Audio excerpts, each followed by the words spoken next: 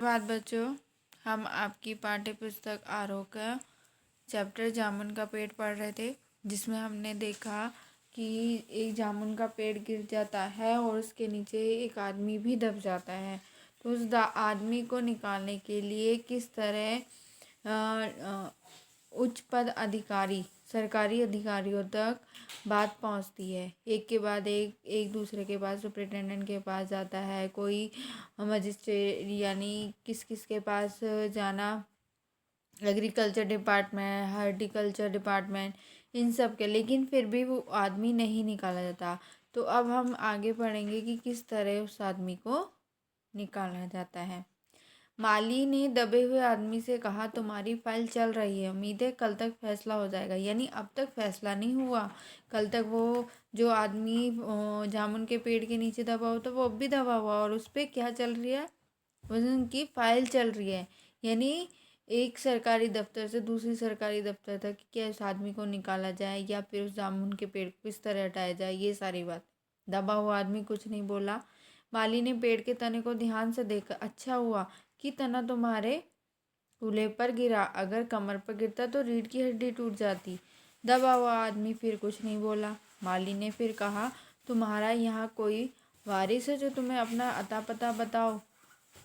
तो मुझे अपना उसका अता पता बताओ, मैं उन्हें खबर देने की कोशिश करूँगा। मैं लावारिस हूँ, दबे हुए आदमी ने बड़ी मुश्किल से कहा। माली खेत पकड़ करता हुआ वहाँ से हट गया। तीसरे दिन हॉर्टिकल्चर डिपार्टमेंट में से जवाब आ गया। बड़ा कड़ा जवाब था और व्यंग्यपूर्ण भी था। हॉर्टिकल्चर डिपार्टमेंट ने सेक्रेटरी, साहित्य प्रेमी आदमी जान पड़ता था। उसने लिखा, आश्चर्य, इस समय जब हम पेड़ लगाओ स्कीम ऊंचे स्तर पर चला रहे हैं, हमारे देश में ऐसे सरकारी अफसर मौजूद हैं जो पेड़ों को काटने का सुझाव देते हैं, और वह भी एक फलदार पेड़ को, और वह भी जामुन के पेड़ को, जिसके फल जनता बड़े चाव से खाती है। हमारा विभाग किसी हालत में इस फलदार वृक्ष को काटने की इजाज़त नहीं दे सकता। अब क्या किया जाए? इस पर एक मन चलने का, अगर पेड़ काटा नहीं जा सकता तो इस आदमी को ही निकाल लिया जाए काट कर। ये देखिए, उस आदमी ने इशारे से बताया, अगर इस आदमी को ठीक में बीच में से यानी धड़ से काटा जाए तो आधा आदमी इधर से निकल जाएगा, आधा आदमी उधर से आज बाहर आ जाएगा, और पेड़ वहीं का वहीं रहेगा। मगर इस तरह तो मैं मर जाऊंगा। दबे हुए आदमी ने आपत्ति प्रकट करते हुए कहा, यह भी ठीक कहता है। एक क्लर्क बोला। आदमी को काटने वाली युक्ति प्रस्तुत करने वाले ने भरपूर विरोध किया। आप जानते नहीं आजकल प्लास्टिक सर्जरी कितनी उन्नति कर चुकी है। मैं तो समझता हूँ अगर इस आदमी को बीच में से काट कर निकाल लिया जाए तो प्लास्टिक सर्जरी से धड़ के स्थान से उस आदमी को फिर से जोड़ा जा सकता है। इस तरह फाइल को मेडिकल डिपार्टमेंट भेज दिया गया। मेडिकल डिपार्टमेंट ने फौरन एक्शन लिया, और जिस दिन फाइल उनके विभाग में पहुंची, उसके दूसरे ही दिन उन्होंने विभाग का सबसे योग्य प्लास्टिक सर्जन छानबीन के लिए भेज दिया। सर्जन ने दबे हुए आदमी को अच्छी तरह टटोल कर, उसका स्वास्थ्य देखकर, खून का दबाव देखकर, नाड़ी की गति को परखा, दिल और फेफड़ों की जांच करके रिपोर्ट भेज दी। और इस आदमी का प्लास्टिक ऑपरेशन तो हो सकता है और ऑपरेशन सफल भी होगा, मगर आदमी मर जाएगा, इसलिए इस फैसले को रद्द कर दिया गया। रात को माली ने दबे हुए आदमी के मुंह में खींच डालते हुए उसे बताया कि अब मामला ऊपर चला गया है। सुना है कल सेक्रेटेरिएट के सारे सेक्रेटरियों की मीटिंग होगी, उसमें तुम्हारा केस रखा जाएगा। उम्मीद है सब काम ठीक हो जाएगा। दबा हुआ आदमी एक आह भरकर धीरे से बोला, यह तो माना कि तगाफुन ना करोगे, लेकिन खाक हो जाएगा हम तुमको खबर होने तक। माली ने अचंभे से मुंह में उंगली दबा ली, चकित भाव से बोला, क्या तुम शायर हो? दबे आदमी ने धीरे से सिर हिला लिया। दूसरे दिन माली ने चपरासी को बताया, चपरासी ने क्लर्क को, क्लर्क ने हेड क्लर्क को। थोड़ी ही देर में सेक्रेटरीट में ये अफवाह फैल गई कि दबा हुआ आदमी शायर है। बस फिर क्या था, लोगों का झुंड शायर को देखने के लिए उमड़ पड़ा।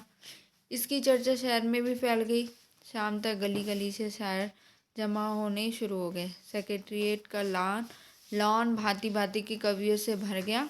दबे आदमी के चारों ओर कवि सम्मेलन का वातावरण उत्पन्न हो गया। सेक्रेटरीट के कई क्लर्क, अंडर सेक्रेटरी तथा तक जिन्हें साहित्य और कविता में लगाव था रुक गए। कुछ शायर दबे हुए आदमी को अपनी कविता और दोहे सुनाने लगे। कई क्लर्क उसको अपनी कविता पर आलोचना करने को मजबूर करने लगे। जब यह पता चला कि दबा हुआ आदमी एक कवि है तो सेक्रेटरीट की सब कमेटी ने फैसला किया, चूंकि दबा हुआ आदमी एक कवि है इसलिए इस फाइल का संबंध एक एग्रीकल्चर डिपार्टमेंट से है, ना कि हॉर्टिकल्चर डिपार्टमेंट से, बल्कि सिर्फ कल्चरल डिपार्टमेंट से। कल्चर डिपार्टमेंट ने अनुरोध किया जल्द से जल्द मामले का फैसला करके अभागे कवि को इस फलदार पेड़ से छुटकारा दिलाया जाए। फाइल कल्चर डिपार्टमेंट के अनेक विभागों से गुजरती हुई साहित्य अकादमी के सेक्रेटरी के पास पहुंची। बेचारा सेक्रेटरी उस दिन अपनी गाड़ी में सवार होकर सेक्रेटरीट पहुंचा। दबे हुए आदमी से इंटरव्यू लेने लगा। तुम कवि हो? उसने पूछा। जी हाँ, दबे हुए आदमी ने जवाब दिया। किस उपनाम से शोभित हो? ओस। ओस? सेक्रेटरी जी जोर से चीखा। क्या तुम वही ओस जो जिसका गत साहित्य ओस के फूल अभी हाल ही में प्रकाशित हुआ है? दबे हुए कवि ने हुंकार से सिर हिलाया। क्या तुम हमारी अकादमी के मेंबर हो? सेक्रेटरी ने पूछा। नहीं। आश्चर्य! सेक्रेटरी जोर से चिल्लाया। इतना बड़ा कवि, ओस के फूल का कवि, हमारे अकादमी का मेंबर नहीं? उफ! कैसे भूल हो गई हमसे। कितना बड़ा कवि, कैसी अंधेरी गुमनामी में दबा पड़ा है। गुमनामी में नहीं, एक पेड़ के नीचे दबा हूँ। कृपया मुझे इस पेड़ के नीचे से निकालिए। अभी बंदोबस्त करता हूँ, सेक्रेटरी फौरन बोला और फौरन उसने अपने विभाग से में रिपोर्ट की। दूसरे दिन सेक्रेटरी भगा भगा कवि के पास आया। बोला, मुबारक हो, मिठाई खिलाओ। हमारी सरकारी साहित्य अकादमी ने तुम्हारे अपनी केंद्रीय शाखा का मेंबर चुन लिया है। ये लो चुनाव पत्र, मगर मुझे इस पेड़ के नीचे से तो निकालो। दबे आदमी ने कराह कर कहा। उसकी सांस बड़ी मुश्किल से चल रही थी। उसकी आंखों से मालूम होता था कि वह घोर पीड़ा और दुख में पड़ा है। यह हम नहीं कर सकते, सेक्रेटरी ने कहा। और जो हम कर सकते थे वह हमने कर दिया। बल्कि हम तो यहाँ तक कर सकते हैं कि अगर तुम मर जाओ तो तुम्हारी बीवी को वजीफा दे सकते हैं। अगर तुम दरख्वास्त दो तो हम वह भी कर सकते हैं। मैं अभी जीवित हूँ। कवि रुक रुक कर बोला। मुझे जिंदा रखो। मुसीबत यह है कि सरकारी साहित्य अकादमी का सेक्रेटरी हाथ मलते हुए बोला, हमारा विभाग सिर्फ कल्चर से संबंधित है। पेड़ काटने का मामला कलम दवा से नहीं, आरी कुल्हाड़ी से संबंधित है। उसके लिए हमने फॉरेस्ट डिपार्टमेंट को लिख दिया है और अर्जेंट लिखा है। शाम को माली ने आकर दबे हुए आदमी को बताया, कल फॉरेस्ट डिपार्टमेंट के आदमी आकर उस पेड़ को काट देंगे, तुम्हारी जान बच जाएगी। माली बहुत खुश हुआ। दबे आदमी का शास्त्र जवाब दे रहा था, मगर वह किसी न किसी तरह अपने जीवन के लिए लड़े जा रहा था। कल सवेरे तक किसी न किसी तरह उसे जीवित रखना है। दूसरे दिन जब फॉरेस्ट डिपार्टमेंट के आदमी आरी को लाड़ी लेकर पहुंचे तो उसे पेड़ काटने से रोक दिया गया। मालूम हो कि विदेश विभाग ने हुक्म आया है कि इस पेड़ को ना काटा जाए। कारण यह था कि इस पेड़ को 10 साल पहले पिटोनिया राज्य के प्रधानमंत्री ने सेक्रेटरीट के लॉन में लगाया था। अब अगर यह पेड़ काटा गया तो इस बात का काफ़ी अंदेशा था कि पिटोनिया सरकार ने हमारे संबंध सदा के लिए बिगड़ जाएंगे। मगर एक आदमी की जान का सवाल है, एक क्लर्क चिल्लाया। दूसरी ओर दो राज्यों के संबंधों का सवाल है, दूसरे क्लर्क ने पहले क्लर्क को समझाया।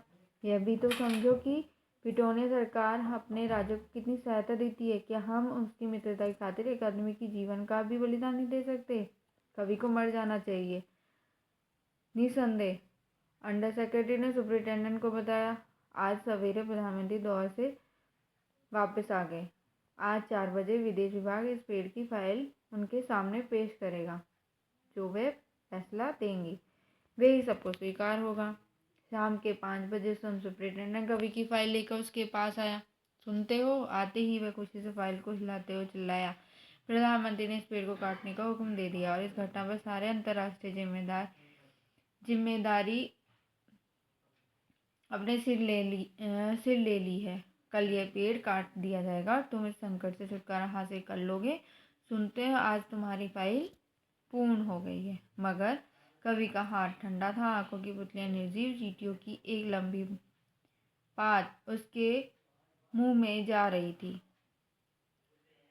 उसके जीवन की फाइल भी पूर्ण हो चुकी थी, यानी वो जो कवि था वो मर चुका था। जब तक ये सारा फाइल का प्रोसीजर और एक दूसरे तक फाइल पहुंचाना, सरकारी विभाग तक पहुंचाना, और ये पेड़ किसके द्वारा लगाया, यानी इस कहानी एक हास्यास्पद होते हुए भी सरकार ये देखने को हमें मिला है कि अगर सरकार के द्वारा कोई काम किया जाता है तो उस कार्य को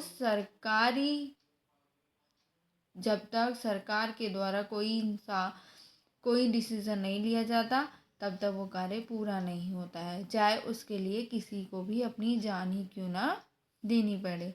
यानी इंसान